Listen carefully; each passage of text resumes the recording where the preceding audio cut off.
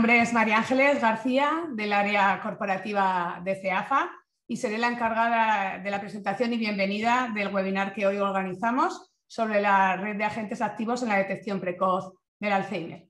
Quiero empezar dando la bienvenida a todas las personas que se han inscrito en este webinar, que nos acompañan tanto de todo el territorio nacional como también en esta ocasión de países iberoamericanos, ya que CEAFA es entidad miembro de Alzheimer Iberoamérica y desde allí reciben con sumo agrado la posibilidad de acceder a las formaciones online.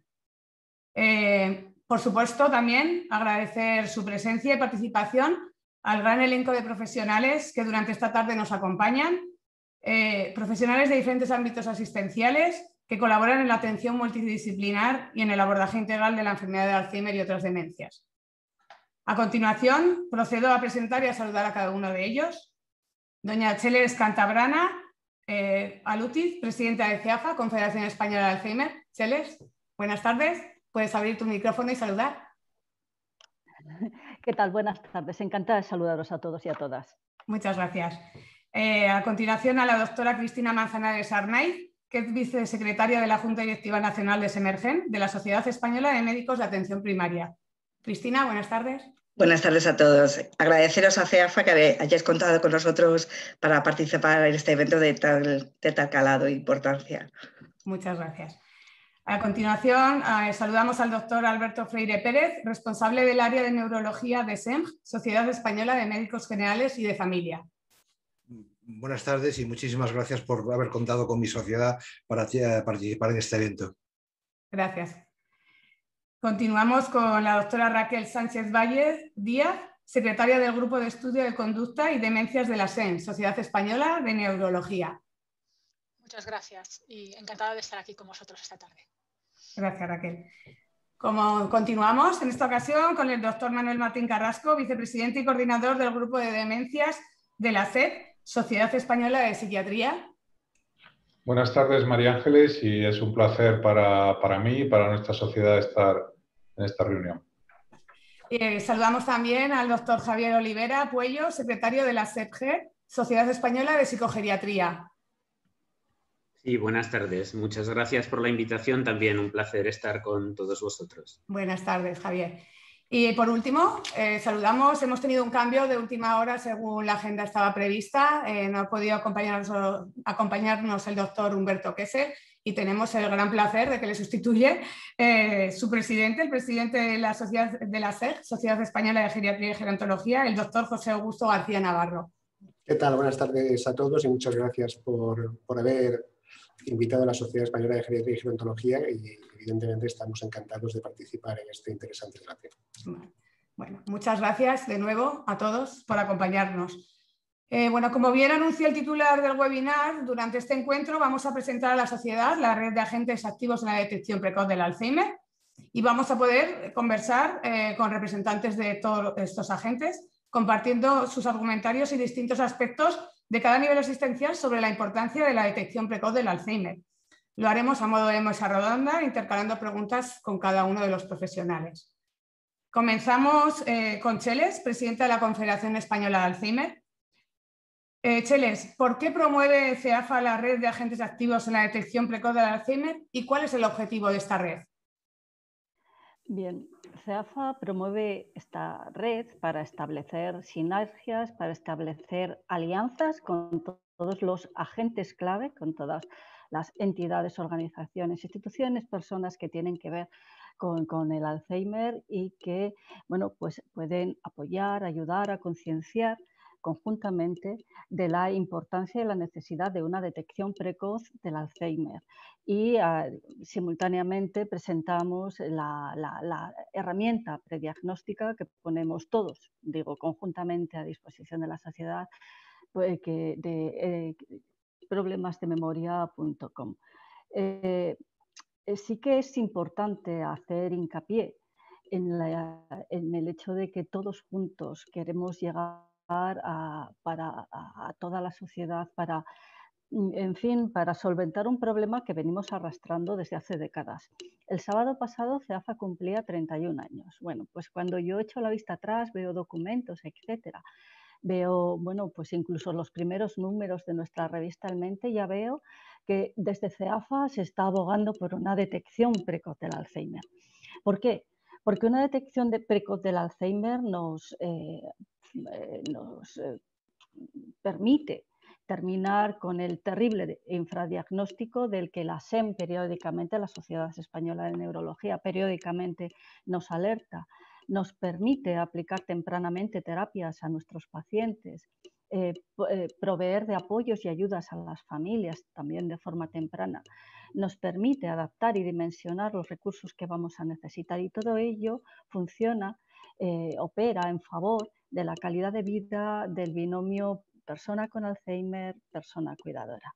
Pues bien, todos juntos, y en este caso desde las distintas y diferentes perspectivas que cada una de estas sociedades que tenemos hoy aquí presentan, pueden plantear la necesidad, bueno, pues desde sus campos de conocimiento, de una forma específica, de una forma transversal y de una forma integral, lo cual nos va a permitir ver desde muchos aspectos, nos va a permitir llegar a la sociedad desde muchísimos aspectos para implicarles, para comprometerles también, para convencerles de la necesidad de que, bueno, pues de que si ven que un paciente, que un familiar o que alguien de su entorno bueno, presenta síntomas de alerta, bueno, pues se pueda dirigirse a su médico, etcétera, para confirmar o descartar cualquier patología. Bien, ahí es donde nos vamos a apoyar todos. El objetivo entonces es precisamente trabajar en favor conjuntamente de la detección precoz, promoviendo programas de sensibilización, de desestigmatización, programas en los que podamos apoyar a las familias en la toma de decisiones, en los que podamos, bueno, pues, alertar y formar a la población en las diferentes síntomas de alerta, en los que podamos formar y educar a la población en cómo, bueno, pues cómo prevenir en la medida que sea posible los factores de riesgo, o cómo podemos llegar a los profesionales y hacer incidencia para que se formen en la detección precoz. Bueno, ese es el objetivo real de constituir esta red, junto, como decía, como la difusión de la herramienta www.problemasdememoria.com, que es una herramienta prediagnóstica de la que van a hablar mis compañeros, no voy a decir más, pero que es importante para que la sociedad pueda tomar decisiones que son bueno, pues realmente necesarias cuando nos enfrentamos de una forma solitaria al problema de la demencia. Bueno, pues no estamos solos, somos muchos los que estamos detrás, y realmente hay una voz que les va a responder. Ese es el objetivo de constituir esta red. Muchas gracias, Cheles. A continuación, dirigimos una pregunta a la doctora Manzanares. ¿Cuál es el papel de la atención primaria frente a las demencias? Hola, buenas tardes. Bueno, pues contando que es una patología que afecta a tanta gente y que está multidisciplinar, el médico de atención primaria es uno de los agentes importantes en el manejo y, sobre todo, como decía Cheles, en el diagnóstico precoz. El no perder el tiempo en un diagnóstico, que una persona no pueda beneficiarse de determinadas terapias. La atención primaria siempre se habla de que es la puerta de entrada del sistema. Es una de las puertas de entrada al sistema sanitario, y los médicos de atención primaria tenemos que estar muy sensibilizados de las situaciones que pueden ocurrir y las consecuencias que implican para una familia. Tenemos que tener en cuenta, cada vez tenemos una población más envejecida, y tenemos que estar súper sensibilizados que cuando nos hace un comentario una hija, un cuidador, no dejarlo pasar. Tenemos que rápidamente intentar hacer una detección, descartar si hay algo orgánico. No solamente puede ser una demencia tipo Alzheimer, que es lo que siempre pensamos, puede ser que de base o esté ocurriendo una patología tumoral, o puede haber una alteración analítica. Tenemos que pensar en ello, no tenemos que minusvalorarlo, y sobre todo, desde atención primaria, no solamente es el papel del médico de detectar, es también de apoyar a la familia. Cuando hay un diagnóstico, creo que tenemos que estar estar abiertos y ser accesibles a las familias para que no claudiquen, para que se sientan apoyados. Es una labor tanto del médico de atención primaria, del profesional de enfermería de atención primaria, aportarles que tienen una vía que es el trabajador social, que también les puede dar un tipo de información sobre ayudas, pues hospitales de día, todo ese tipo de recursos que muchas veces por no conocerse no se recurre a ellos. Entonces, la atención primaria es muy amplia, no solamente es detectar, pasar diagnósticos, hacer analíticas, es estar siempre ahí, porque al final nosotros lo derivamos al hospital, nos hacen ya un diagnóstico certero y nos dicen lo que tenemos que hacer, les ponen tratamiento. Pero el día a día, si les va bien o mal el tratamiento, si no duermen, si están ansiosos, si están agitados, eso es una labor del médico de atención primaria. El estar siempre ahí, estar a mano, ser una ayuda. Muchas veces no podemos hacer mucho porque estas enfermedades a veces son, bueno, a veces no, siempre son muy, muy duras. Son procesos largos, hay gente que se deteriora pronto, depende de la causa, otra gente se deteriora, tarda mucho más, lo que es muy, muy duro ver que tu padre de repente no es tu padre, no te reconoce. Y yo creo que el médico de atención primaria tenemos que tener sensibilidad. Independientemente de eso, pues es muy fácil, pues cuando nos lo dice, pasarnos un test y luego hablaremos de esas herramientas que tenemos. Pero yo creo que nosotros siempre tenemos que estar accesibles. Me da igual tanto el médico, la enfermera, cualquier profesional de la atención primaria. Y una familia bien apoyada nos lo agradecerá, y un paciente que igual no se da cuenta de que le apoyamos, indirectamente nos lo va a agradecer. Y creemos que es el punto humanista, aparte solamente científico, de un médico de atención primaria. Para mí es importante, es una labor importante, y por parte de mi sociedad no es muchas veces saber lo último de lo último, es estar ahí con el paciente y con su familia, porque son procesos largos y muy duros y a veces muy desconcertantes. Gracias a sociedades como vosotros, y que tenéis el interés porque esto se conozca y que haya más apoyo, y desde luego cuanto más información, mucho más fácil es sobrellevar las situaciones, pero el médico de atención primaria tiene que estar ahí para las circunstancias y para el día a día. A veces es simplemente poner, si pongo el pañal, si pongo cuándo lo hago, cuándo lo dejo de hacer, pues estar ahí, apoyar y asesorar.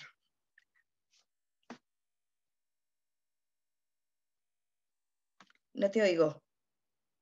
Sin duda, Cristina, todo el apoyo y todo el asesoramiento que puedan recibir los afectados y las familias, fundamentales, y sí, desde luego es desde la atención primaria, como tú bien dices y muestras, totalmente de acuerdo. Gracias, Cristina. Pregunta para el doctor Freire. ¿Existen inconvenientes en atención primaria para realizar la criba de posibles casos de demencia y su derivación a la atención especializada? Sí, y el inconveniente que hay es tiempo. Más tiempo para nosotros para poder dedicarle al cribado de las posibles demencias, de los deterioros cognitivos leves, y menos tiempo que tarden en que nuestros compañeros del segundo nivel asistencial puedan ver a estos pacientes en los cuales nosotros sospechamos que puedan tener algún tipo de demencia o de demencia tipo Alzheimer. Lo primero que quiero dejar muy claro es que el cribado que se hace en atención primaria, cribado no es lo mismo que diagnóstico.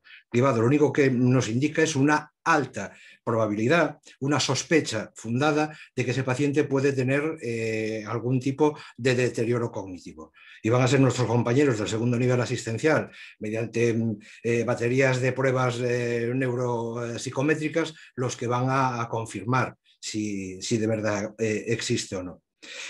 Bueno, desde primaria tenemos una serie de herramientas, y que veremos la importancia en el segundo turno de preguntas, que son los test cognitivos breves. Los test cognitivos breves, desde mi sociedad, junto con la sociedad hermana, con Semergen, y trabajando también con la Sociedad Española de Geriatría, hemos propuesto una serie de test que creemos que son los adecuados para atención primaria. Test cognitivos breves como puede ser el test de las fotos, el test del informador, el test episódico.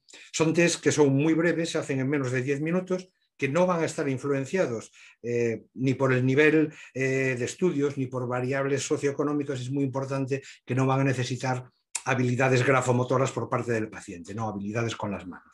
Bueno, estos test que se hacen en menos de 10 minutos ya nos pueden dar una sospecha fundada de que el paciente, de que podemos estar ante un deterioro cognitivo que nos puede orientar a tener que derivarlo al segundo nivel asistencial. Segunda cosa muy importante, y que un poco el inconveniente que hablábamos de la derivación al segundo nivel asistencial, son que, dependiendo, y en España de distintas autonomías de distintas regiones, pues unos vamos a poder pedir unas pruebas diagnósticas y otros no. Ya no hablemos de una analítica general para descartar otros procesos que pueden ser responsables de un deterioro cognitivo, algo tan sencillo como una cianocobalamina, una vitamina B12, que hay sitios donde primaria no lo puede pedir. Pero ya vamos más allá. Lamentablemente no tenemos una prueba patrón para diagnosticar una enfermedad de Alzheimer, pero sí tenemos, digamos, pruebas que nos pueden inducir a que lo hay.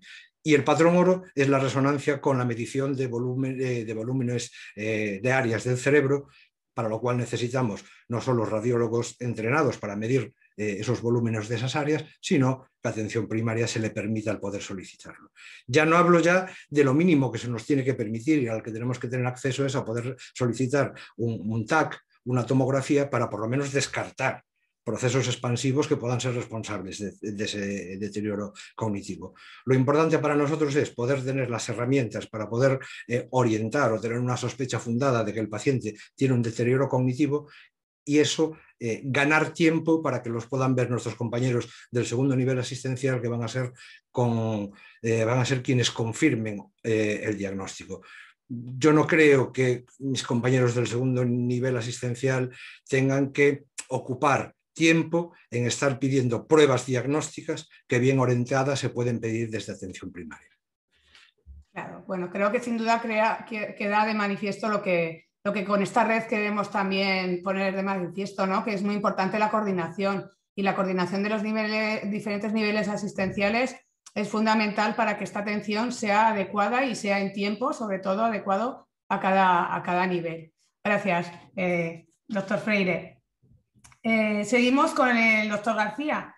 ¿Es importante la detección precoz del Alzheimer en una sociedad envejecida? Bueno, nosotros pensamos que sí, que es muy importante. Y es muy importante porque primero hacerse sobre todo consciente de lo que supone el envejecimiento en nuestra sociedad, ¿no? Que nosotros, desde la Sociedad Española de Geriatría y Gerontología, estamos convencidos que está siendo el principal motor de cambio en estos momentos en la sociedad. Se habla mucho del cambio tecnológico, se habla mucho del cambio climático, se habla mucho de la globalización, pero el real cambio que estamos sufriendo en nuestra sociedad es que estamos envejeciendo. En España, por ejemplo, en el año 2020, en enero, el 18,5% de la población tenía más de 65 años y había más de 1,5 millones de personas con más de 85 años. Y esto conlleva pues, que tengamos una sociedad en fin, con personas de más edad, y también conlleva que hay una serie de enfermedades ligadas al envejecimiento que están incrementándose en nuestra sociedad. Entre ellas están las enfermedades cardiovasculares, está el cáncer y también está la demencia y la enfermedad de Alzheimer. Por lo tanto, es muy importante hacerse consciente que tenemos una serie de enfermedades ligadas al envejecimiento que nos están creciendo en número y por lo tanto hay que darles una respuesta adecuada. Pero además, nosotros desde la Sociedad Española de Geriatría y Gerontología pensamos que hay que hacer un viraje hacia una visión más en positivo del envejecimiento y de estas enfermedades. Siempre hablamos del envejecimiento como si fuese algo problemático, ¿no? Hablamos de qué problemas nos representan las pensiones, qué problemas nos representan la asistencia sanitaria a estas personas de más edad, ¿no? Cuando en realidad ha sido un éxito que hemos conseguido lograr en los últimos años. Y por lo tanto hay que empezar a girar y decir, oiga, mire, hacerse mayor es un éxito para todos. Y cuando aparecen enfermedades ligadas al envejecimiento, hay que seguir luchando para que esas personas estén tratadas de forma digna, de forma adecuada, para que tengan plenos derechos, porque son ciudadanos iguales con los mismos derechos que el resto de ciudadanos sin enfermedad, ¿no? Y hay que empezar a poner este discurso en positivo encima de la sociedad, para que todo el mundo lo entienda, ¿no? Y además creemos de forma firme que las personas que tienen demencia y que tienen una edad más avanzada, aparte de tener lógicamente los mismos derechos que el resto de personas, tienen que ser tratados por igual por los servicios sociales y los servicios sanitarios. En ellas hay que seguir aplicando todas las técnicas preventivas y por lo tanto fomentando el ejercicio físico. Hay que seguir fomentando las relaciones sociales y las actividades intelectuales, que son uno de los pilares junto con el ejercicio físico de envejecimiento. La dieta saludable.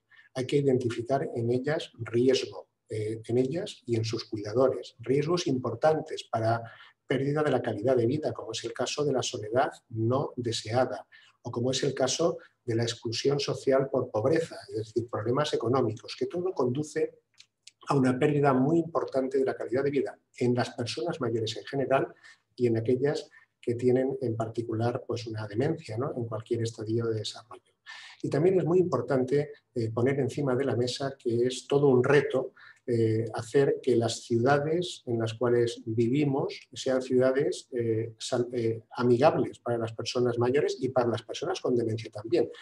Recientemente me contaban una experiencia de una ciudad en el norte de Europa donde habían hecho una red en las tiendas del municipio, habían hecho una red donde identificaban las tiendas que eran, digamos, amigables y que recibían muy bien a las personas que tenían demencia, ¿no? Y tenían el sello, igual que nosotros vamos ahora a un restaurante y vemos el sello de tal marca o de tal otro o tal categoría, estas tiendas decían, oiga, aquí se recibe bien a las personas con demencia, tenemos formación para poderlas atender, pasen ustedes a estas tiendas, ¿no? Bueno, ¿cómo cambiamos el entorno para hacer que algo natural, como que es que estamos en una sociedad más envejecida que tiene este tipo de enfermedades hasta que podamos curarlas, hace que se integren estas personas en el día a día, ¿no?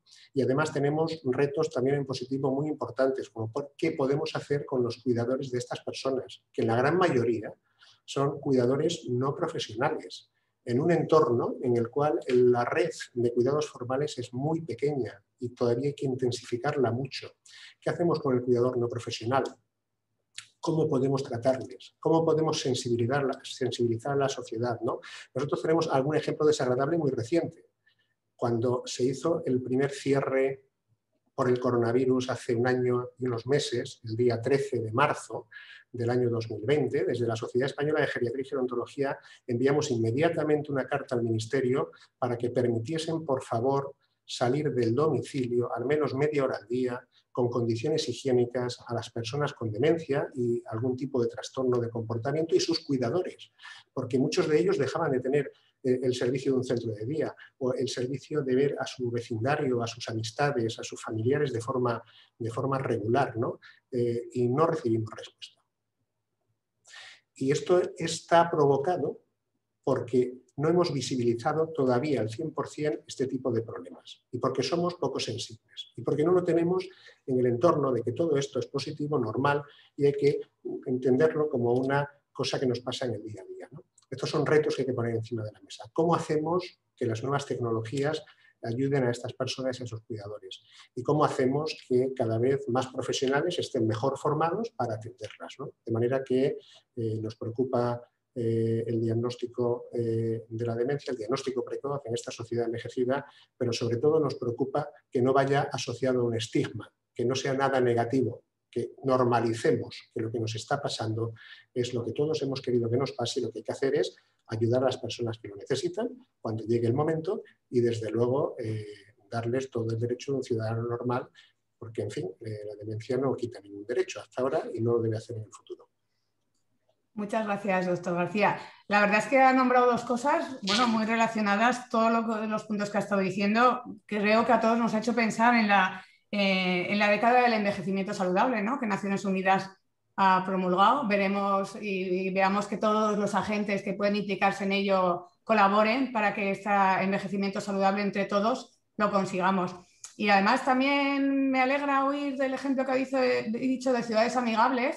No sé si conocerán, el año pasado CEAFA ya puso en marcha una campaña de entornos amigables y solidarios con las demencias, en las que abarcábamos diferentes ámbitos y diferentes medios de transporte, comercios, el vecindario. Creo que es una campaña que va en la línea, ¿no?, de lo que José Augusto.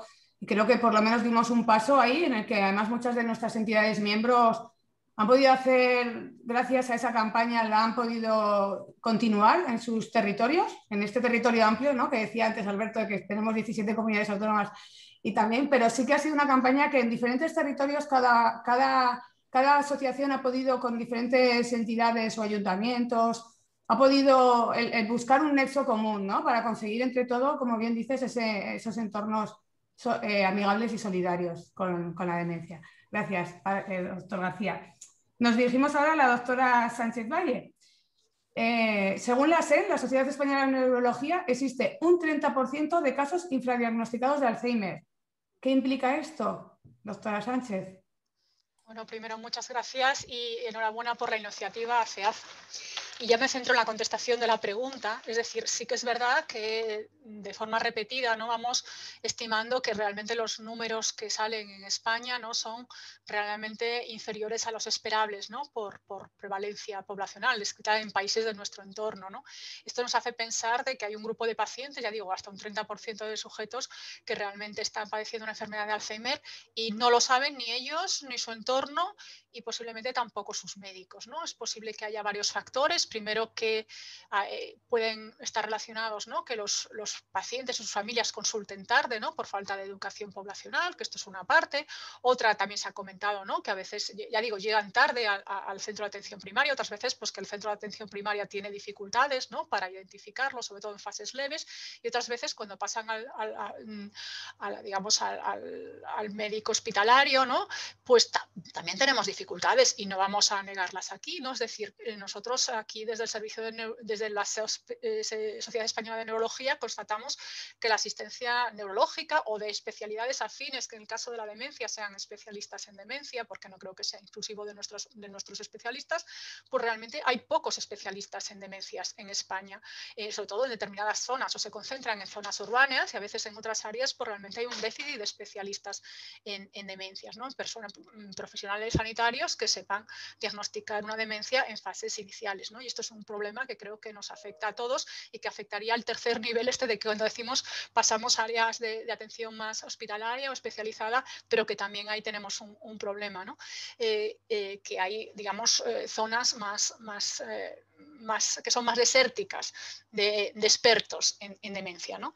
Y también hemos de decir que incluso aun cuando hay expertos en demencia en el territorio, muchas veces estos expertos en demencia no tienen las herramientas diagnósticas. Es verdad que una demencia en fase avanzada, posiblemente con un diagnóstico clínico, con una analítica o con una prueba de neuroimagen, que puede ser un TAC, una resonancia, sea suficiente, pero si queremos adelantar el diagnóstico, necesitamos también herramientas, ya digo, porque incluso en las manos más expertas, y los estudios internacionales lo dicen, las manos más expertas, el mejor clínico se equivoca en fases leves hasta en un 20% de las ocasiones si no tiene un apoyo de marcadores. Y esto también es relevante, es decir, necesitamos, incluso aunque seamos expertos en demencias, necesitamos herramientas, necesitamos tecnología. Antes ha salido el tema, ¿no? De decir, por ejemplo, la resonancia. Ahora, por ejemplo, sí que es verdad que quizá ahí discreparía, ¿no? Quizá ahora el gold estándar para el diagnóstico del Alzheimer es, según la Alzheimer Association americana, es la confirmación de que hay las proteínas, ¿no? El amiloide y la proteína tau, en líquido cefalorraquídeo o bien en PET de amiloide. Sabemos que son tecnologías complicadas, caras y que no están disponibles y que solamente están restringidas a un caso de que haya dudas, de que sea muy inicial o de que sea un paciente especialmente joven. Y no pretendemos que todos los pacientes se diagnostiquen de esta manera. Sería imposible y además no sería adecuada. Pero sí que quizá, sí que es verdad que hemos de saber que en un futuro estas tecnologías que ahora están disponibles solo en líquido cefalorraquídeo es probable que estén disponibles en un breve plazo en sangre, en suero. Y es posible que lo que se está planteando es que estas herramientas de cribado en suero o en plasma se pueden hacer a nivel de centros de atención primaria, ¿no? Y que digamos que los screening con pruebas test cognitivos, que después escucharemos al doctor Freire, pero también pueda ser apoyado, igual que pues, un PSA en caso de un cáncer de próstata, pues también puedan ser apoyados por una prueba que, ya digo, será un cribado, será una analítica. Yo creo que es un futuro que no tenemos muy lejos y que posiblemente tendremos también que apostar como en esta red por este tipo de tecnología, que espero que ni sea muy cara ni sea muy complicada, ¿no? Si la solicitamos todos, con respecto a diferencia del PET de amiloide o del líquido cefalorraquídeo, que sí que entiendo que puede ser que sea más complicado de acceso, pero estas pruebas sí.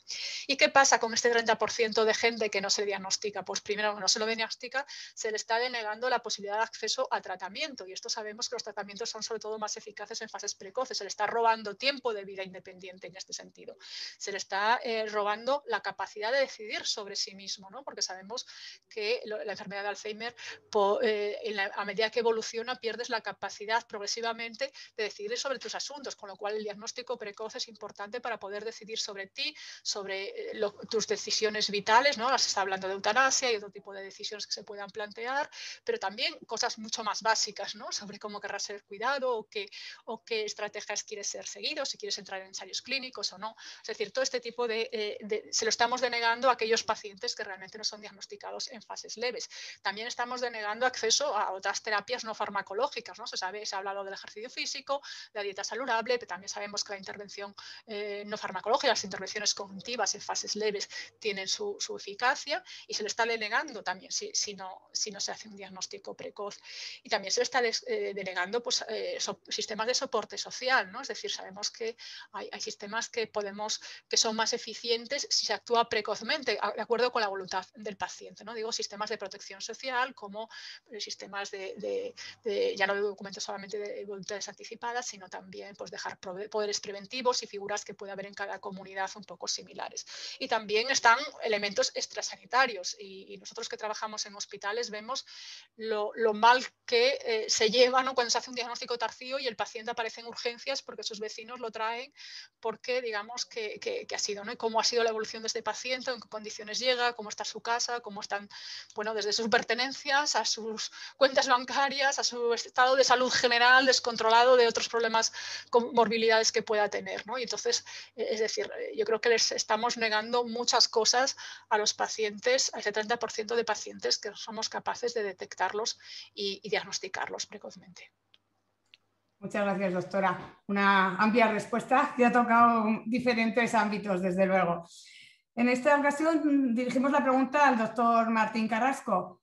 ¿Cuál es la implicación de la psiquiatría en el diagnóstico precoz?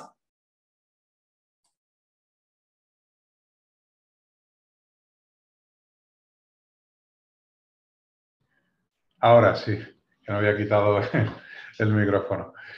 Bien, bueno, pues hay distintas áreas, ¿no? En los distintos aspectos en los que la psiquiatría puede tener un papel relevante, ¿no? en el diagnóstico precoz.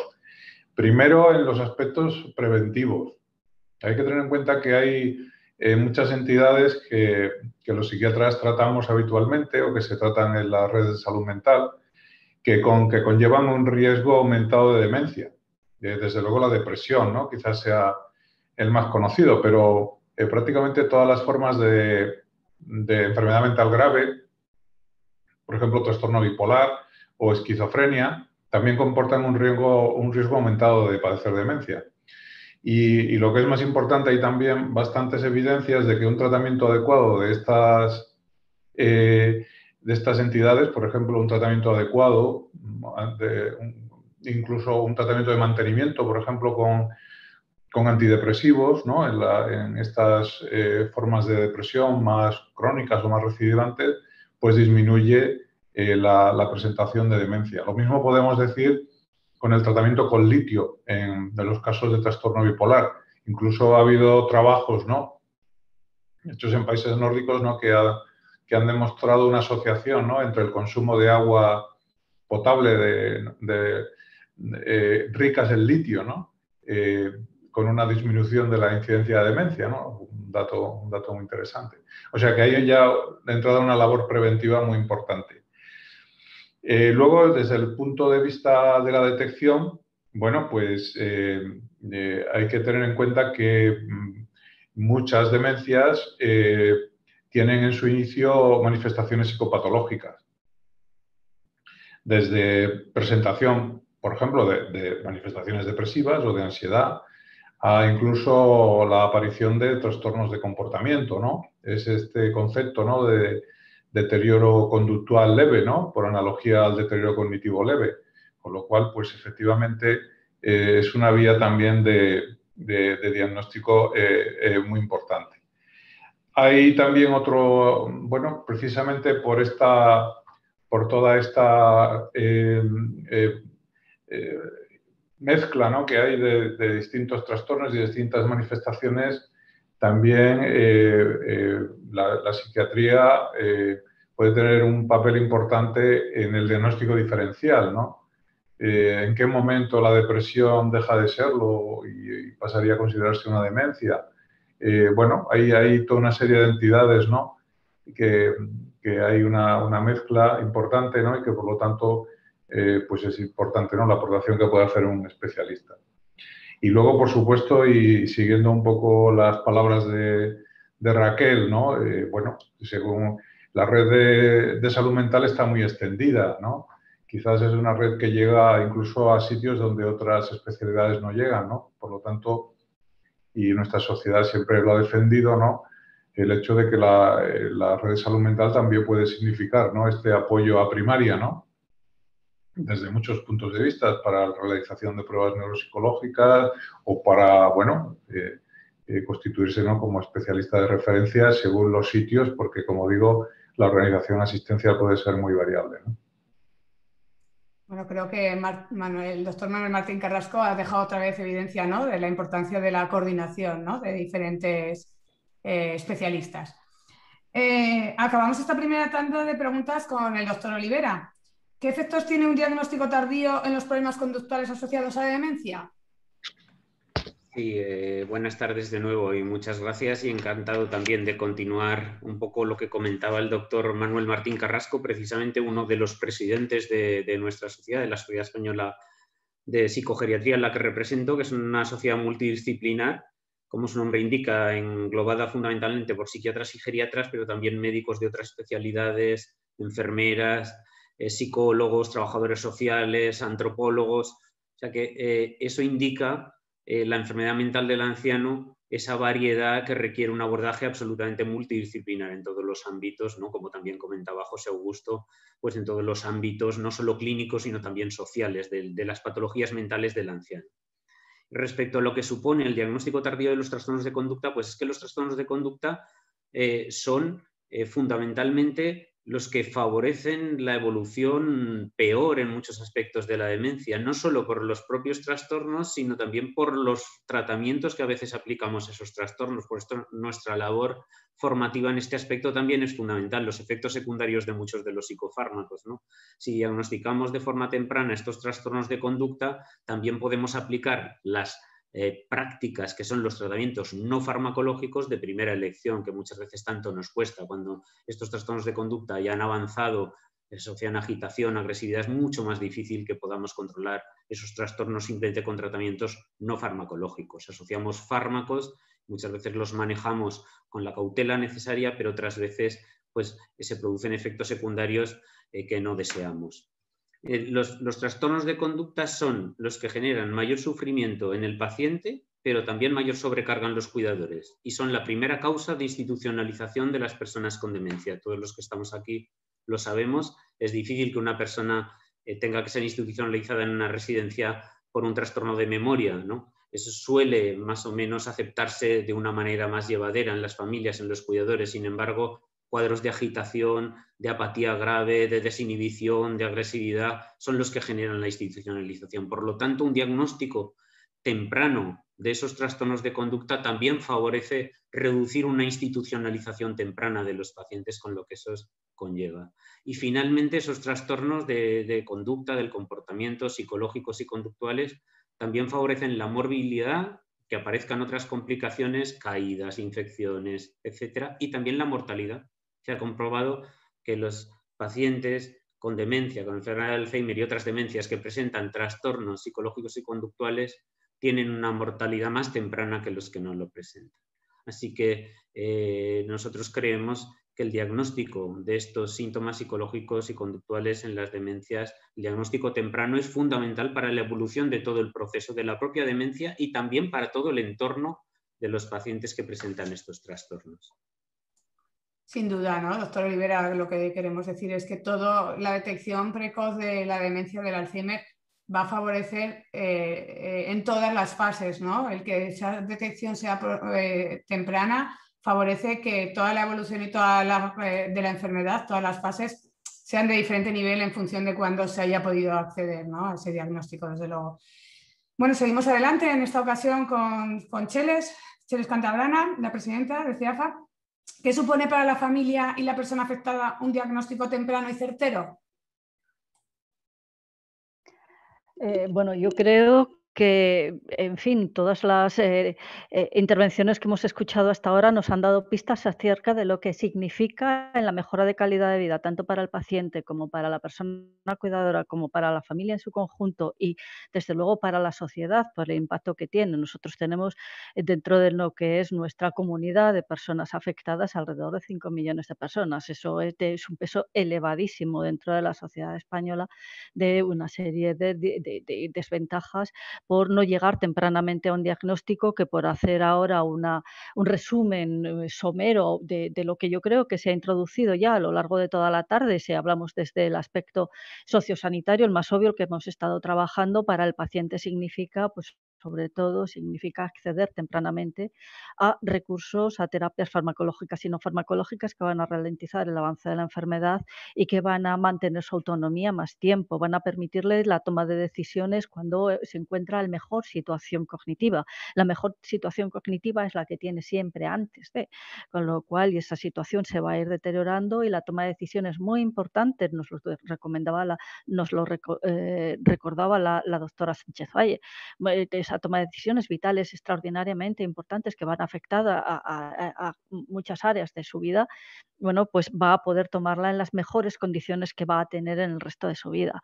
Le va a permitir, desde luego, bueno, avanzar en una, como diría, en una defensa, en una respecto a situaciones legales, etcétera, en las que va a poder tomar por escrito decisiones, en las que va a dejar cómo quiere ser cuidado, cómo quiere, con quién quiere estar, bueno, pues la que le va a permitir explicitar algunos de los temores, etcétera, que podría manifestar respecto a lo que le va a producir la enfermedad. Eso en cuanto a la persona, pero es que tiene grandes ventajas respecto también a la persona cuidadora, que va a poder, bueno, formarse e informarse no solamente del cuidado de la persona con Alzheimer, sino de su propio autocuidado, que va a poder formarse e informarse respecto a recursos que existen para las personas cuidadoras y que van a solventar el tema del cuidador, de la persona cuidadora que tiene que luchar con esa gran, como diría,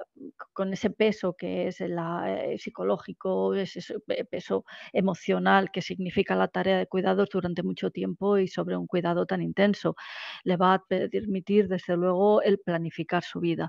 Y le va a permitir a la familia planificar todos los aspectos que tienen que ver no solamente con lo legal o lo que acabo de hacer referencia, sino también a lo económico. La enfermedad de Alzheimer es una enfermedad extraordinariamente cara.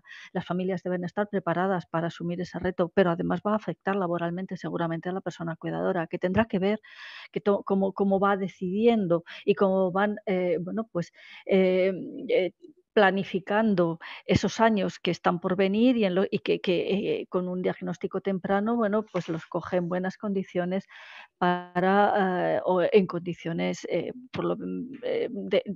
no sorprendentes, al menos, no te coge cuando ya la cosa no tiene vuelta atrás, no sorprendente, para planificar económicamente, legalmente, laboralmente o cualquier otro tipo de decisión. Si hablamos desde una perspectiva ética, también la doctora Sánchez Valle nos hacía una referencia a cuestiones que ahora están surgiendo, la ley de dependencia, los cuidados paliativos, como con quién, cuándo. Quiero decir que son situaciones que hay que hablar en conjunto para la familia, para la persona cuidadora.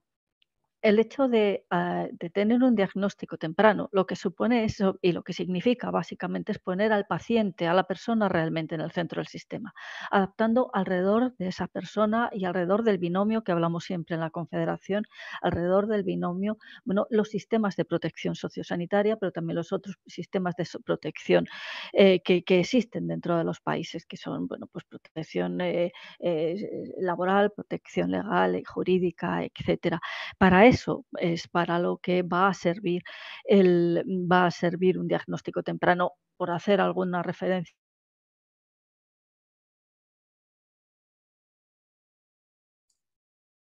Cheles, ¿te hemos perdido? Uy, se nos ha quedado bloqueada. Perdonad, seguramente la podremos recuperar. Creo que a mí me oís. Vale, intentaremos recuperarla. La verdad es que estaba haciendo nuestra presidenta, evidentemente, siempre hablamos nosotros del binomio persona afectada y su familiar cuidador, desde luego como centro de atención, ¿no? Como ella decía. Seguimos con la doctora Manzanares. Aunque ya se ha hecho alguna mención durante el webinar, ¿qué métodos de cribaje existen para la detección precoz del Alzheimer? Hola, buenas de nuevo. Pues ya lo hemos abordado, yo creo que los distintos ponentes de esta charla han expuesto, han dado pinceladas realmente interesantes, pero bueno, como desde el punto de vista del médico de atención primaria, yo suscribo lo que dice el doctor Freire, al final es un problema de tiempo, pero el tiempo a veces no tiene que ser una excusa para que no establezcamos los mínimos recursos que tenemos.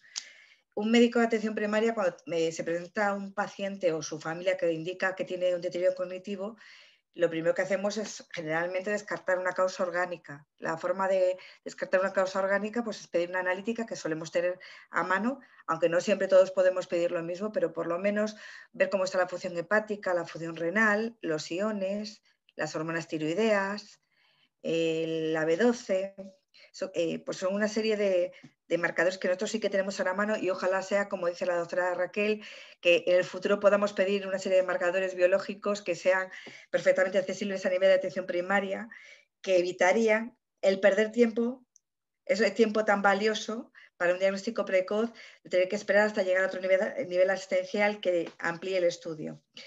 El otro arma que tenemos ante un deterioro cognitivo de un paciente en atención primaria pues es pasar una serie de test cognitivos que hacemos a partir de generalmente lo que nos informa el cuidador o la familia. Solemos pasar un test global, que es el Mini-Mental, que es un test que está validado, que es de 30 puntos, en donde exploramos pues, tanto la orientación, la atención, la concentración, la memoria y el lenguaje. No lleva mucho tiempo y nos sirve un poquito para hacer un diagnóstico global si hay un déficit cognitivo y nos puede servir para orientar. Las causas de demencia son múltiples, vasculares, Alzheimer y demás, pero es una herramienta que tenemos en atención primaria y solemos pasar, y generalmente es el que solemos pasar todos los profesionales de atención primaria. Y luego generalmente después de haber descartado tema orgánico y con este test se suele derivar a otro nivel asistencial.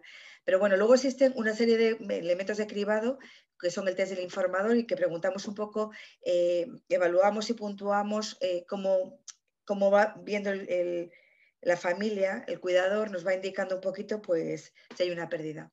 Si detectamos en el Mini-Mental un déficit cognitivo global, luego hay una serie de tests como el test del reloj, hay muchos el test que vamos viendo el área que está afectada en el déficit cognitivo, si es memoria, lenguaje, las habilidades, y eso sería lo que nosotros tenemos como herramienta de atención primaria. Ojalá que en el futuro podamos pedir otros biomarcadores, que realmente es una cosa accesible a nivel de primaria, pero bueno, todo poco a poco. El interés de este tipo de charlas es visibilizar un problema y que tomen conciencia de los gestores de que, porque a veces hay límites económicos, pero a veces hay que racionalizar los recursos y no solamente hay que utilizarlo en niveles asistenciales.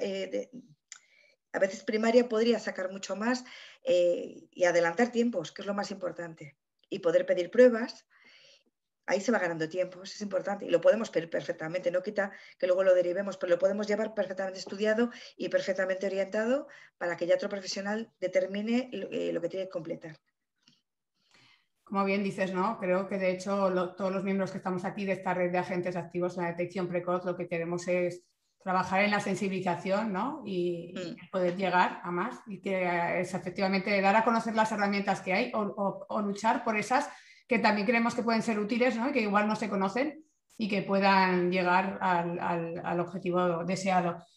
En esta ocasión, y como hemos presentado, pues la red de agentes lo que queremos promover es una herramienta de prediagnóstico que es problemasmemoria.com.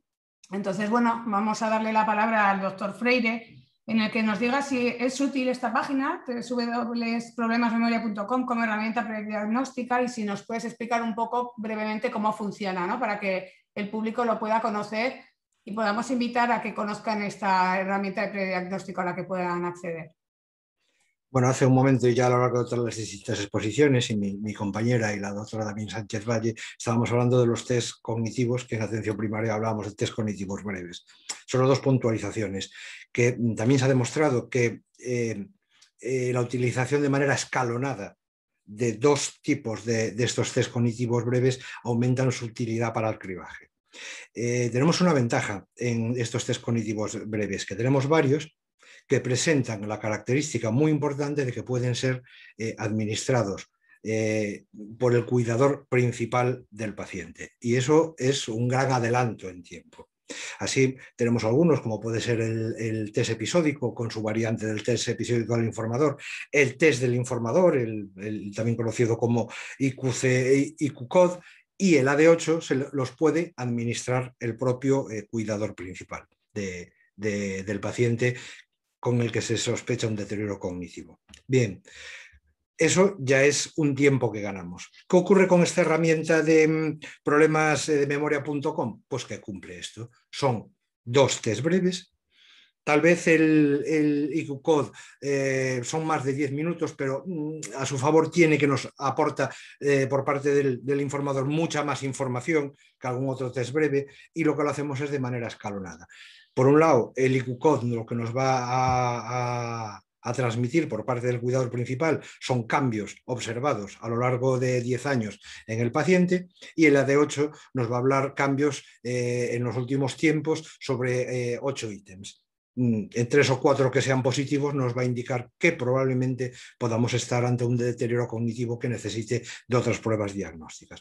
Con lo cual, ¿qué ventaja tiene? Pues que el paciente, el cuidador principal, va a venir a la consulta ya con unos test, con unas puntuaciones que nos pueden ya orientar a que pueda haber un problema de deterioro cognitivo, un problema precoz de demencia, para poder nosotros sencillamente en la consulta, si es el caso, aplicar algún otro tipo de test breve, pedir pruebas complementarias para aumentar la sospecha fundamentada de que pueda ser un deterioro que necesite ser derivado al segundo nivel asistencial. Por lo tanto, es una herramienta que desde luego para los médicos de primaria pasa a ser esencial, y que, bueno, felicito el desarrollo y el poder haber integrado estos 2 tipos de test en esta herramienta.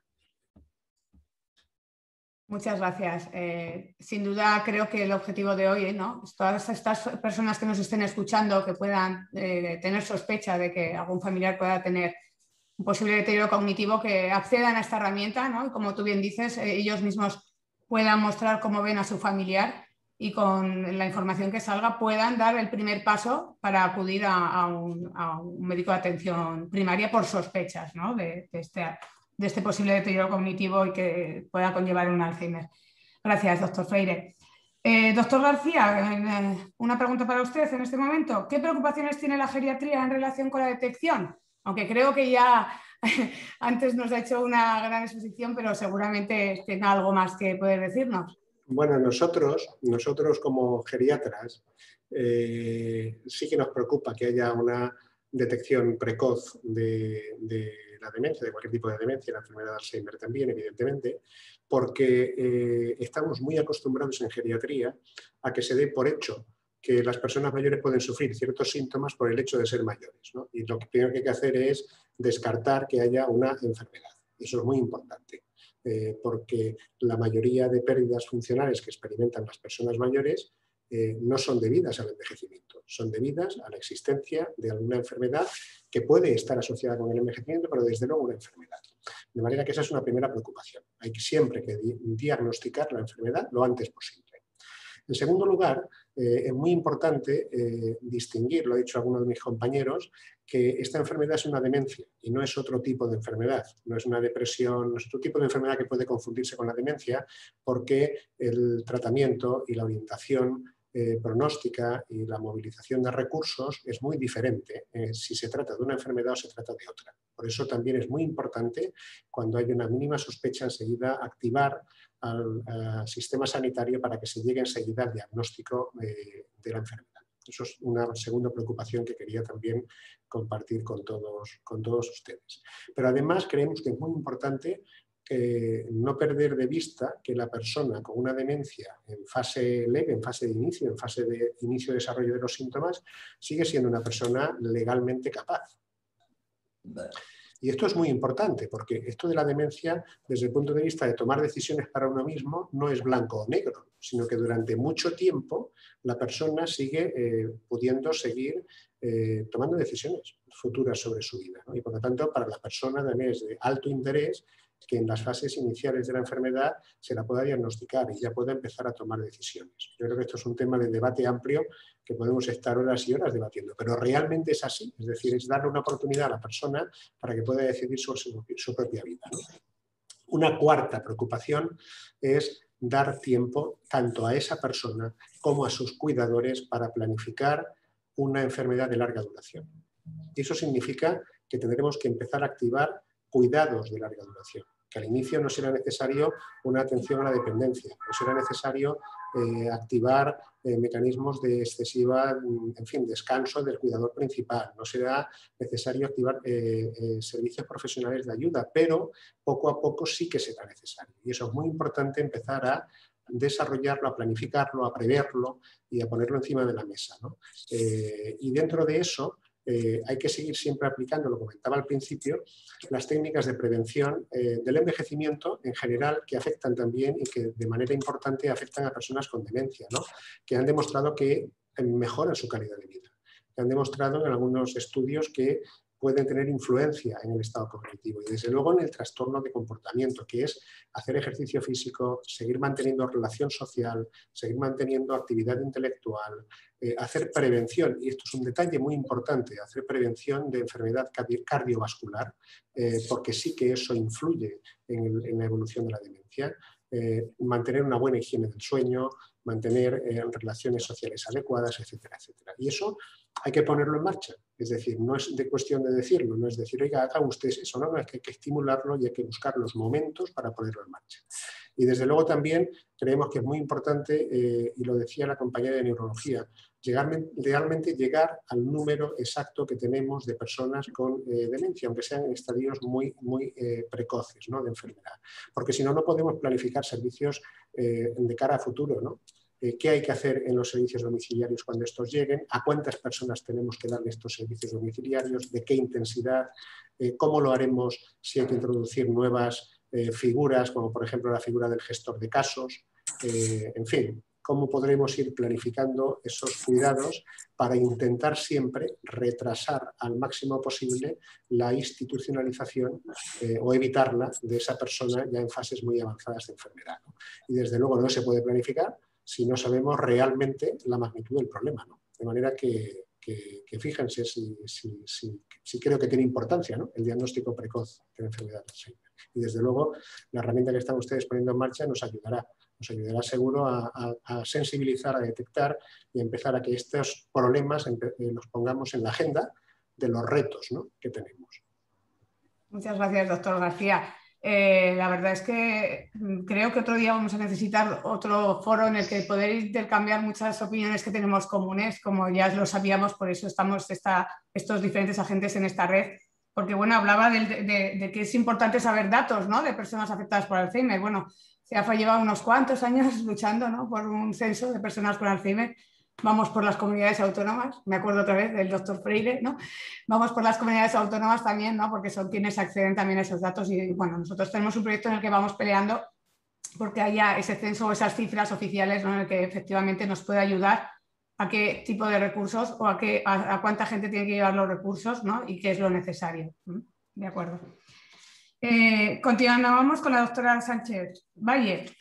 En la herramienta de prediagnóstico, www.problemasmemoria.com, se utilizan dos test, como alguien antes ha señalado el doctor Freire de forma rapidita. Dos test, el test IQ-CODE y el AD8.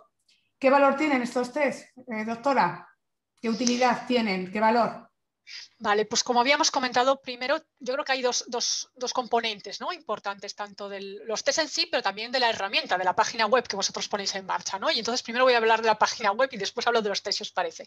Habíamos hablado en mi primera intervención, me habéis preguntado porque había un 30% de infradiagnóstico y en ese 30% de infradiagnóstico había dicho que había un porcentaje de infradiagnóstico que correspondía a que los pacientes no acudían al sistema sanitario, ¿no? Porque las personas, las familias, los pacientes a lo mejor no se daban cuenta, o si se daban cuenta minimizaban los problemas, y el entorno también o minimizaba los problemas o no creía que era un motivo de consulta, ¿no? Entonces esta web, con estos dos test que hablaremos, o 2 cuestionarios, realmente son cuestionarios, pues lo que pretende es pues intentar llevar a estos sujetos al sistema sanitario, ¿no? Por lo menos intentar identificar a aquellos sujetos que están fuera del sistema sanitario y que tendrían que estar dentro del sistema sanitario por otras vías, ¿no? Pero como no han llegado por otras vías, que, bueno, una forma de empujarlos a entrar a través de estas vías, ¿no? Yo creo que esto es lo que puede aportar esta web, ¿no? Es decir, y dentro, ya hablando de los escalas en sí o de los cuestionarios, realmente son cuestionarios que,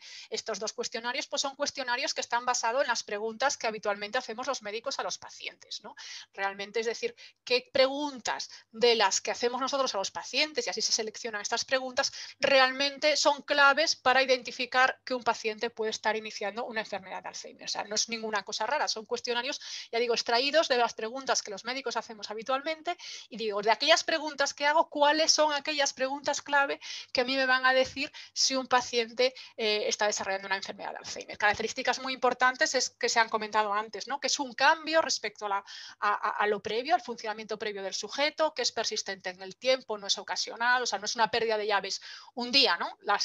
El cuestionario te lleva a decir que a la hora de cuando tú lo puntúas, si realmente es algo, digamos, un cambio relevante, si es persistente, si es progresivo y qué tipo de problemas de memoria o problemas cognitivos en concreto tiene. Ya digo, está seleccionado para que realmente te vayan llevando a aquellas, o que puntúes aquellas que sean más relevantes para el diagnóstico de enfermedad de Alzheimer en fases iniciales, y aquellas, digamos, cuestiones que te pueden preocupar pero que realmente no te estén indicando que puede ser un principio de enfermedad de Alzheimer, pues digamos que le dan menos puntuación o no aparecen, de manera que, digamos, es una forma que la puntuación te está indicando eso, que has contestado que sí, que hay muchas cosas que pueden indicar que está desarrollando. De todas maneras, es importante destacar que como es un cribado, o sea, es decir, es un primer filtro, y evidentemente lo que dice la herramienta cuando la completas es, pues tienes un nivel, pues vaya con usted a consultar a su centro de atención primaria y mira si con este informe que nosotros le damos y que su médico de atención primaria, con el criterio clínico que corresponde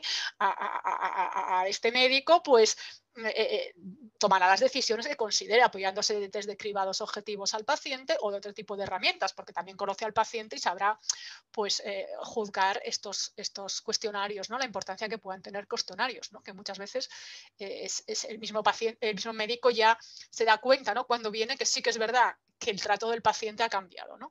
Entonces yo creo que la web en sí misma tiene un valor porque atrae pacientes al sistema que están fuera, y después las herramientas, ya digo, podemos hablar de distintos tipos de puntos de corte para distintas sensibilidades o especificidades, pero fundamentalmente son esos cuestionarios que seleccionan las preguntas clave que nos pueden indicar que un paciente está iniciando una enfermedad de Alzheimer y descartando otras quejas cognitivas que pueda haber en población de cierta edad y que no te están indicando realmente que hay una enfermedad subyacente.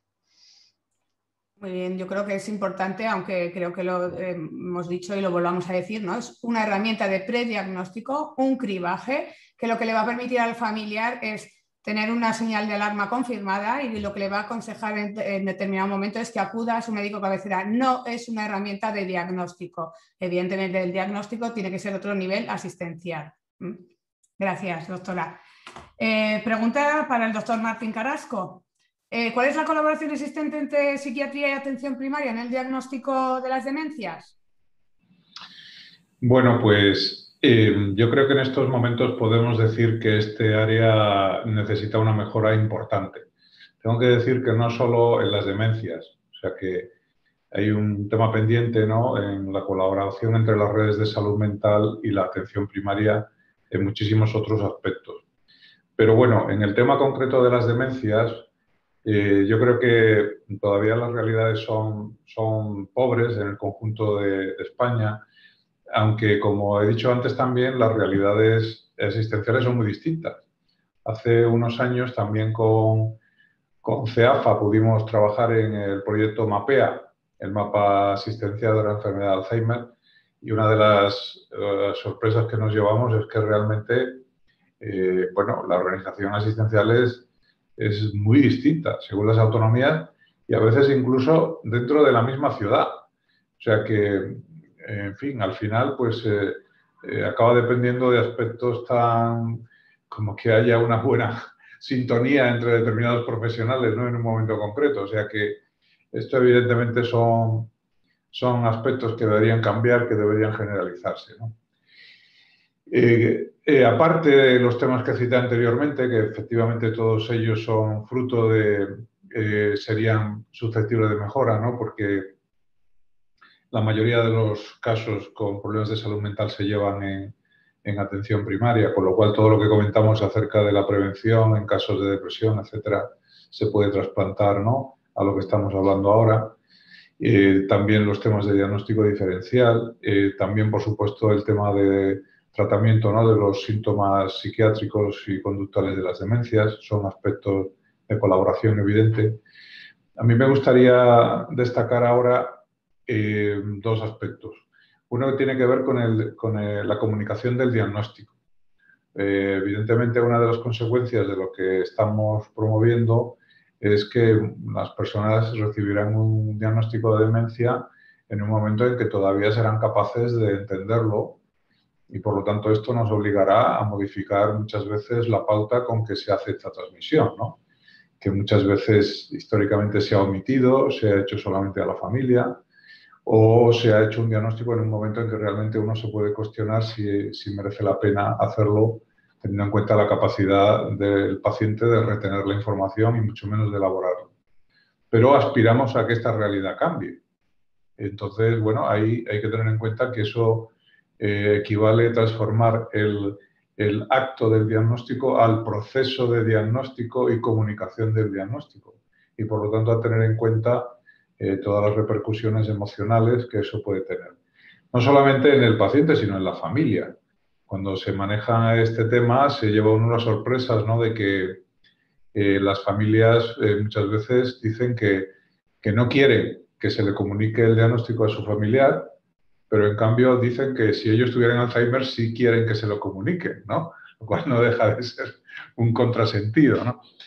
Entonces, bueno, ahí hay un área de trabajo importante, ¿no? Nosotros hace ya tiempo en la Sociedad Española de Psiquiatría desarrollamos un protocolo de comunicación del diagnóstico y yo creo que este es también un tema importante de colaboración con atención primaria, cómo hacer esta comunicación de la forma adecuada. Y el segundo punto que quería destacar, que corresponde ya más seguramente a fases más avanzadas, es el malestar psicológico de los cuidadores. Ya se ha comentado varias veces que efectivamente tratamos un binomio paciente-cuidador, pero no hay que olvidar que precisamente el cuidar de una persona con Alzheimer, aunque ni siempre, no es siempre ni muchísimo menos una circunstancia estresante, a veces no lo es. Muchas veces, aunque sea estresante, ese estrés se vive de forma satisfactoria en conjunto, pero también es cierto que en muchas ocasiones condiciona la aparición de problemas de salud mental, es decir, desde ansiedad a manifestaciones psicosomáticas del estrés, incluso a veces a cuadros depresivos graves, que muchas veces en otros contextos se relacionan incluso con un deterioro importante de la calidad de vida del paciente, ¿no? Con lo cual yo creo que ahí también, cómo se maneja, y bueno, hay también muchas herramientas, ¿no? Nuestro grupo desarrolló hace ya un tiempo una herramienta, Educa, es una herramienta psicoeducativa con carácter grupal, ¿no? Que se puede utilizar y está demostrado, ¿no? En distintos artículos que sirve para prevenir precisamente el desarrollo de la sobrecarga en cuidador y sus consecuencias sobre la salud mental. O sea que cómo se debería realizar toda esta labor de psicoeducación de los familiares y de prevención de la aparición en ellos de trastornos relacionados con esta sobrecarga, pues también yo creo que es un área importantísima para trabajar. Bueno, desde luego, el doctor Manuel Martín Carrasco ha nombrado varios puntos en los que CEAFA trabaja por ello también, CEAFA, y en consecuencia toda la red asociativa que llevamos detrás, ¿no? Más de 320 asociaciones. Nosotros, las asociaciones intentan trabajar siempre en sintonía con los profesionales, precisamente lo que decías, ¿no? El poder tener esa unión cerca, ¿no? En los hospitales, en los centros de salud, siempre tener de referencia y que ellos den de referencia a las asociaciones de familiares para, como bien dices también, el poder atender también a los familiares, ¿no? En ese estrés del cuidado, ¿no? Y el síndrome del cuidador. Y luego también, desde luego, la importancia de la comunicación del diagnóstico es un punto de los que también nuestro panel de expertos de personas con Alzheimer, que no sé si podrán conocer, el PEPA, famoso de CEAFA, también ellos son una de grandes las preocupaciones, ¿no? Son personas diagnosticadas de edad temprana y que están totalmente capacitados y con los que trabajamos diferentes aspectos de la enfermedad, y desde luego la comunicación es un punto en el que ellos han dado siempre la clave, ¿no? Es decir, el momento de la comunicación, cómo se comunica, a quién se comunica y toda la atención que hay después, no solo la comunicación del diagnóstico, sino la comunicación durante toda la evolución de la enfermedad de Alzheimer. Gracias, doctor Martín Carrasco. Acabaremos las preguntas con la serie de preguntas con el doctor Olivera. ¿Qué efectos tiene un diagnóstico tardío en la adherencia a los tratamientos farmacológicos? Bueno, pues es fundamental. Claro, nosotros en general ya los psiquiatras estamos acostumbrados muchas veces a tratar a personas con baja conciencia o con nula conciencia de enfermedad. Uno de los síntomas iniciales o en fases más o menos moderadas de la enfermedad, y de esto sabe mucho más la doctora Raquel Sánchez que yo, es la falta de conciencia de enfermedad de los pacientes con demencia, ¿no? Lo que se conoce como anosognosia. Claro, un paciente que no tiene conciencia de enfermedad es difícil que le convenzas a veces para que reciba un tratamiento. Eso es lo que nos ocurre muchas veces en psiquiatría.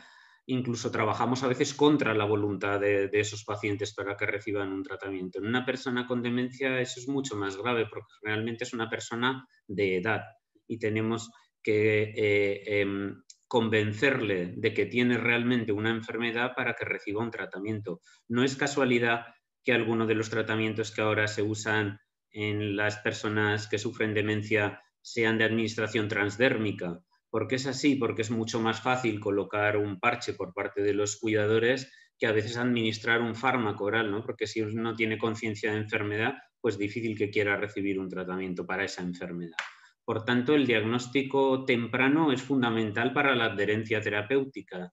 Si podemos explicarle a esa persona que realmente padece una enfermedad de la memoria que requiere unos tratamientos que intenten lentecer el progreso de la enfermedad, no solo eso, también, aunque la pregunta es sobre tratamientos farmacológicos, los tratamientos no farmacológicos son fundamentales para enlentecer el progreso de la enfermedad. La estimulación cognitiva y implicar al paciente, a los cuidadores, a todo el entorno en que la estimulación cognitiva es fundamental para enlentecer el progreso, pues también implica que el diagnóstico temprano es absolutamente necesario en ese caso. Y luego no quisiera en esto meter el dedo en la llaga porque claro, es destapar un tema complicado también, pero el diagnóstico temprano, el doctor José Augusto García también lo ha tratado de una manera más o menos explícita, el documento de voluntades anticipadas. Cuanto antes alguien pueda manifestarlo, mejor, ¿no? Sobre todo, cómo quiero que se afronten según qué fases de la enfermedad. Aunque esto tiene una doble cara, un doble matiz, nosotros en la Sociedad Española de Psicogeriatría, de hecho, estamos trabajando en algunas matizaciones que debería tener la actual ley de eutanasia, ¿no? Que quizá de una manera, entre comillas, a lo mejor algo precipitada, se ha puesto en marcha. Por ejemplo, las personas con demencia, ¿en qué momento alguien puede decir? Claro, la demencia se considera que es una enfermedad crónica, incapacitante y que no tiene tratamiento curativo.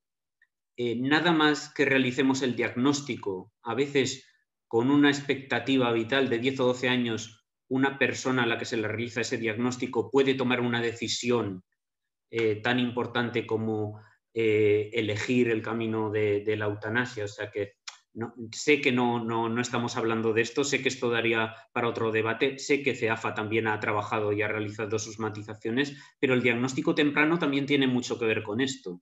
Entonces, cuidado con conseguir un diagnóstico temprano, porque eso también va a conllevar que el paciente pueda tomar una serie de decisiones. Y esas decisiones en este momento están marcadas también por la legislación. Por tanto, yo creo que es un tema, el del diagnóstico temprano, para abordar desde diferentes puntos de vista y es fundamental. Gracias, doctor Olivera. Desde luego, como hemos dicho durante toda la jornada, ¿no? Todas las intervenciones, es que el diagnóstico afecta a muchas fases. Va a haber que cambiar o ya se están cambiando cosas en torno al paciente y al binomio, porque efectivamente un diagnóstico temprano incide en otras cosas. Evidentemente, la ley de eutanasia y los documentos de voluntades anticipadas está totalmente al día. Como bien dice, creo que no es el foro porque nos daría para uno de hora y media o de 3, seguramente, ¿no? Pero sí que es verdad que es algo que está ahora latente y que cada uno desde nuestra perspectiva tenemos que luchar por que siga adelante de una forma o de otra o que la gente pueda decidir. Sí que también estoy de acuerdo, desde luego, CEAFA, totalmente de acuerdo con las terapias no farmacológicas, por supuesto. Hemos querido incidir en este punto del farmacológico, pero la terapia no farmacológica, la estimulación es algo en lo que CEAFA cree firmemente. Y por último, también, por relacionar con los tratamientos farmacológicos, CEAFA también lucha, ¿no? Por el tema de las sujeciones químicas. Y ya hemos luchado anteriormente por las sujeciones físicas y las químicas, que parece que hay menos atención todavía, pero también creemos que es un punto importante que al final va a incidir en todo esto también, ¿no? La verdad es que, bueno, en la jornada de hoy han salido muchos temas que creo que estamos muchos en común, muchos compartimos ideas y argumentos, ¿no? Y posicionamientos. Yo creo que ha quedado latente durante todo el webinar. Antes de despedir, no sé si alguno de los doctores quiere decir algo o bueno, no sé si alguien quiere intervenir o yo ya daré el paso a Cheles. No sé si por acabar quieren algo o... Simplemente decir que apoyamos desde luego desde nuestra sociedad totalmente la iniciativa de la web que proponéis y esperando que sea un éxito. Muchas gracias, doctora. Bueno, pues de esta forma hemos llegado al final del webinar. Muchas gracias a todos, a los participantes, a la gente que se ha conectado. Sin duda unas intervenciones muy interesantes para todos y seguramente ayudará a que todos juntos colaboremos en la detección precoz del Alzheimer, porque en la lucha contra el Alzheimer todos los agentes cuentan, ¿de acuerdo? Entonces, bueno, paso a continuación la palabra a Cheles Cantabrana, presidenta de CEAFA, para que pueda cerrar y clausurar este webinar. Bueno, pues muchísimas gracias, no solamente a las personas que están en esta webinar, sino también y fundamentalmente a todas las entidades que hoy se encuentran aquí y demostrando primero que CEAFA acierta estableciendo estas sinergias que sabemos que solamente contando con los agentes clave podremos concienciar de la necesidad y de la importancia del diagnóstico temprano. Hoy ha quedado patente cómo desde la transversalidad de nuestros campos, desde la integralidad de nuestros campos, de lo que significa la enfermedad, podemos avanzar todos juntos y poniendo, como no, hoy ha quedado también claro que trabajando juntos vamos a poner a la persona en el centro para adaptarle, para poder proporcionarle aquellas aquellas atenciones, aquella protección que el diagnóstico temprano va a permitir que de tiempo, que pueda planificar su vida a partir de ese diagnóstico con todas las prevenciones. Ya ya se nos ha comentado que el diagnóstico temprano también nos plantea preguntas nuevas. Las iremos resolviendo, pero lo que hoy ha quedado claro desde luego es que se necesita avanzar en este camino y que esta es una gran iniciativa. Agradezco a todos vuestra presencia, vuestra opinión y desde luego vuestras magníficas aportaciones de las que hemos tomado nota y en las que seguiremos trabajando. Muchas gracias. Muchas gracias a todos. Buenas tardes. Buenas tardes. Gracias. Buenas tardes a todos. Hasta luego. Gracias. Hasta la próxima. Gracias.